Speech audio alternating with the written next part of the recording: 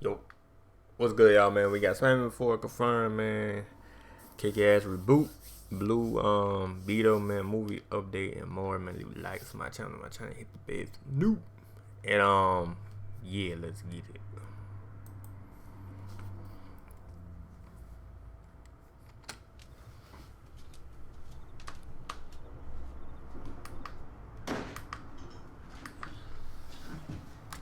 I ain't gonna lie, this spoil the movie right quick, man. I hope it's not, though.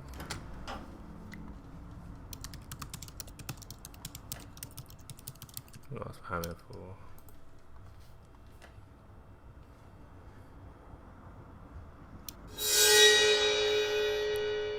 Nobody ain't spoiling the movie, man. Goddamn.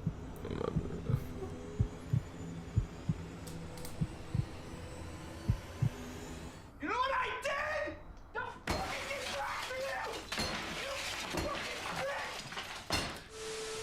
Hey guys, thanks so much for clicking on this video. My name is Chris. I do want to say right up top, if you're someone who has not seen Spider-Man No Way Home, do not worry, even though we're talking about Spider-Man 4 that Kevin Feige confirmed. Like I said, spoiler free, yeah, cause I'm like, I ain't see that bitch yet, though, man. I ain't see it yet. But okay, man, spoiler. Like all the details concerning the movie and whatnot will remain spoiler free, so you guys can still enjoy this side flick without worrying about that. If you really want to hear me talk spoilers, I already posted a spoiler review that you guys can check out in the link in the description. But other than talking about Spider-Man 4, we do have other great movie news to catch up on. We have a great update on the upcoming live-action Blue Beetle movie, the Kick-Ass franchise getting a reboot, Shazam 2 getting a certain DC character cameoing in the movie, that along with so much more. So many of you movie fans to give me your opinions down below with everything we discuss here today. Still proceed with caution in case you don't want spoilers for Spider-Man, because I'm sure some people will be bringing it up down below. And if you're wondering why I'm wearing the Andrew suit, You know what I'm saying? Comments, boy. You can't go no comments. You can't go no Twitter comments talking about Spider-Man. Because they going to throw at that motherfucker. Anything I do with Spider-Man, you can't talk about. No cap. is because I'm going to go ahead and film my ranking of all the Spider-Man movies and have that posted later today for you guys, so be on the lookout for that. But without further ado, let's go ahead and jump into our first movie news story here today. Something a little smaller here that I still find very interesting. We have details on what M. Night Shyamalan's next horror movie is. It just got reported. Do you really want to see my boobs? Can I touch them? See you tomorrow.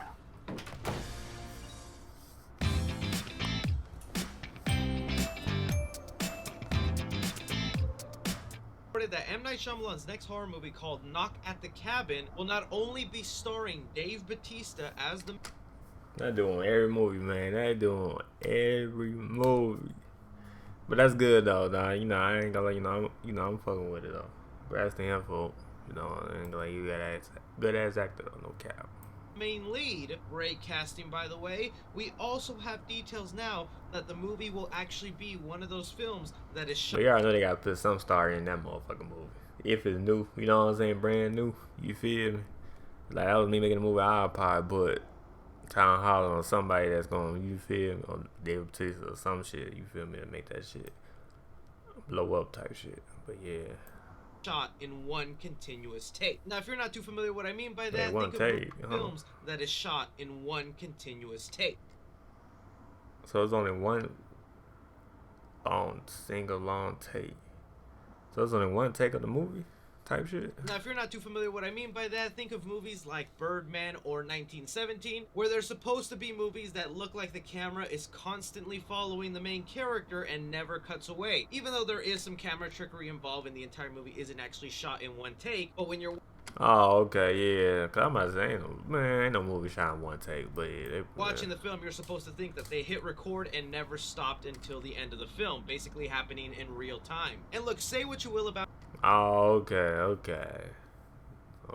M. Night Shyamalan. But you already know they probably did that bitch out though, but yeah. Great filmmaker or an overrated one, or you don't find his twist surprising anymore. He's still someone I'll always be willing to watch his movies because he does something different and unique. You never know what you're gonna get when you go watch an M. Night Shyamalan movie. And even though I wasn't the biggest fan of Old, it was still a fun experience. Wait, he did that movie too? No, was good as hell though. Ain't gonna lie. It's Oh, kind good. of cool seeing what he came up with, even if the twist at the end was kind of meh for me. And it looks like he's bringing that same unique style here with his first one continuous take movie, Dave Bautista as the lead. A movie set in the woods with a cabin. You know what? You got me, M. Night Shyamalan. I'll be there. How are you guys feeling about M. Night Shyamalan's next movie, and do you think it has potential to be something good? Bringing us to a little update here concerning Scream 5. I am still unbelievably excited for this movie, and yes, a lot of you guys have been asking me just the same way I reviewed all the Spider-Man movies leading up to Spider-Man No Way Home. I do plan to review all the Scream movies leading up to Scream 5. But right now, the Scream franchise is currently doing a 12 Days of Christmas thing where every day they reveal something new about the movie, and some stuff has been little here and there. One of the newer posters of the movie that looks absolutely fantastic. That look fire as hell though. No cap.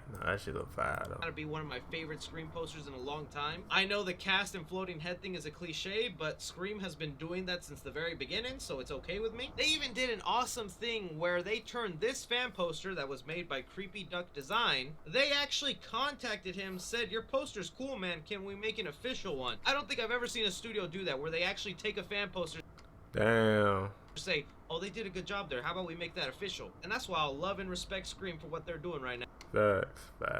But the recent big thing they went ahead and revealed is on their YouTube channel, they dropped about a 1:40 long featurette where it's just the old cast talking about the new young cast members, and there's a lot of new footage in there, and I'm just telling you, I'm loving the vibe of this Scream movie. You can really feel the meta vibe that the new cast members have in the film, where they're talking about the rules and how to survive it. Even this featurette already throwing hints exactly to who could be the killer by throwing you off. Plus visually, I love the way this movie's looking, way better than the cinematography in Scream 4. So yes, I'm still unbelievably hyped for this movie, and I just hope come January a lot of people go see it so they can continue this franchise. How are you guys feeling about some of the latest things they've revealed concerning Scream 5? Moving on to talk about something I wasn't expecting to hear anything about. The Kick-Ass franchise is looking to be rebooted. The original director, Matthew Vaughn, is doing interviews for the latest Kingsman movie, and he was asked about the Kick-Ass franchise, to where he surprisingly confirmed that they do have a reboot in the works. He said exactly, "We got a big reboot of Kick-Ass in 2 years.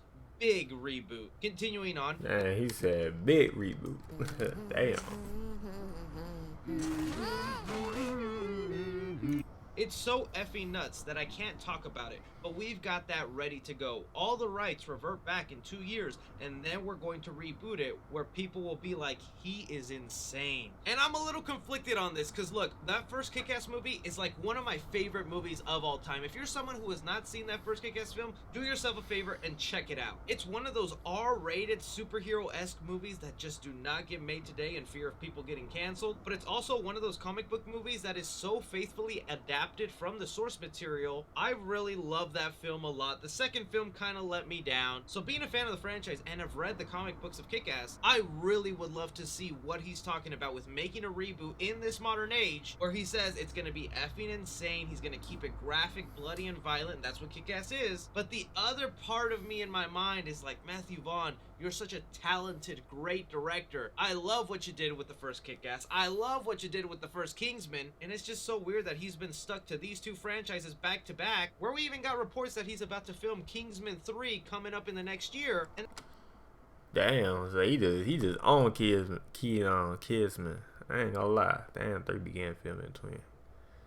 Damn. that'll be the 4th Kingsman movie he works on, and now he's trying to go back to Kick-Ass. Like, Matthew Vaughn, I would love to see you do Superman or something else. But then again, I can't help it if you're going to give me a new Kick-Ass movie, because I'll see it, man. I'll see it. How do you guys feel about Matthew Vaughn wanting to reboot Kick-Ass, and is that something you think would work better today? Moving on to something I got really hyped and excited about. Finally, the people at Warner Brothers are making smart decisions. You guys might have heard that there's a live-action Blue Beetle movie in the works that is set to star SoLLUMINATI, who plays Miguel in Cobra Kai. He'll be taking up the mantle of Jaime Reyes and be the new Blue Beetle, which I'm super excited about, until I heard that Warner Brothers wanted to make it a streaming service exclusive for HBO Max, and that made me feel a little sad, because I'm like, there's a lot of potential with Blue Beetle. He's someone that I know general audiences would love if you put it on the big screen, and well, our prayers were answered, because Warner Brothers is no longer making this a streaming exclusive. Blue Beetle, HBO Max's favorite theater release. Knew it's coming. big screen August. Oh, okay. August 18, 2020. Okay. They probably like, okay, no, hold on. You know what? We're gonna put the bitch on theaters. We're gonna put the bitch on theaters, headed man. to theaters. It was reported that the movie will now be coming out August 18th of 2023, and I know some people would rather just see it on a streaming service because it's easier or cheaper. Yeah, nah, it's easier.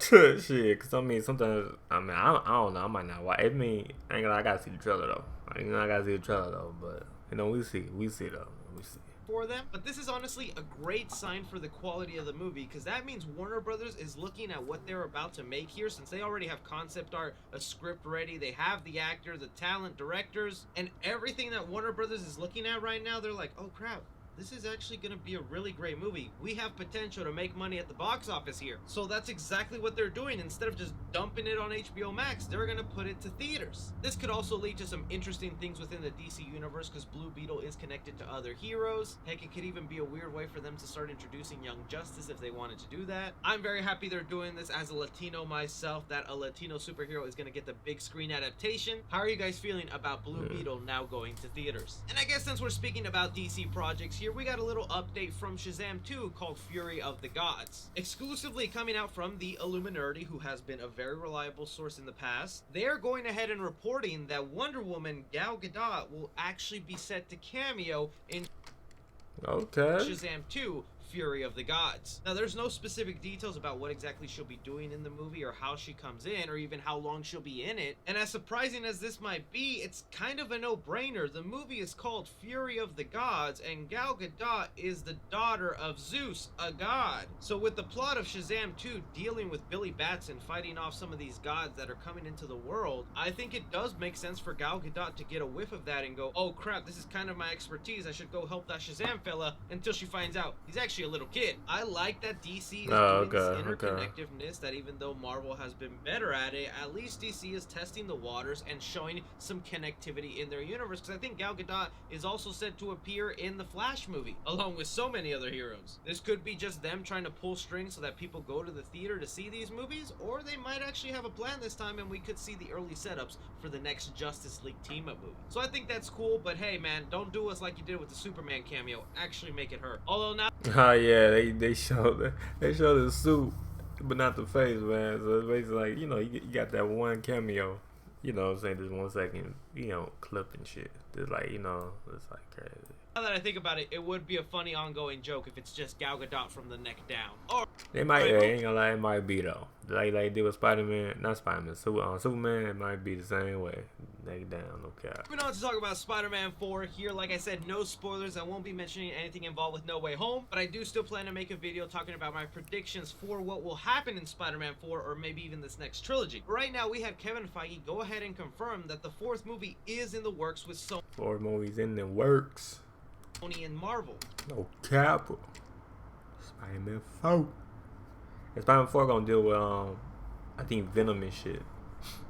You know what I'm saying? Type shit. Kevin Feige went ahead and said exactly, Amy and I and Disney and Sony are talking about it. Yes, we're actively beginning Amy and I Disney. Okay. To develop where the story heads next, which I only say outright because I don't want fans to go through any separation trauma like what happened after Far From Home. And you know what? That kind of makes sense to me now why Kevin Feige went ahead and revealed that Spider-Man 4 is happening even though the weekend of No Way Home releasing isn't even done yet. Is because after Far From Home came out, that's when we started hearing reports that Sony and Marvel were going to split ways and take Spider-Man out of the MCU. And then we were left with like a month or two period where we were just unsure, starting to get worried, a little sad. And now good old Kevin Feige does not want that to happen and is assuring us that Spider-Man... because they, you know what I'm saying, because they do take a long time to, make a Spider-Man movie, so...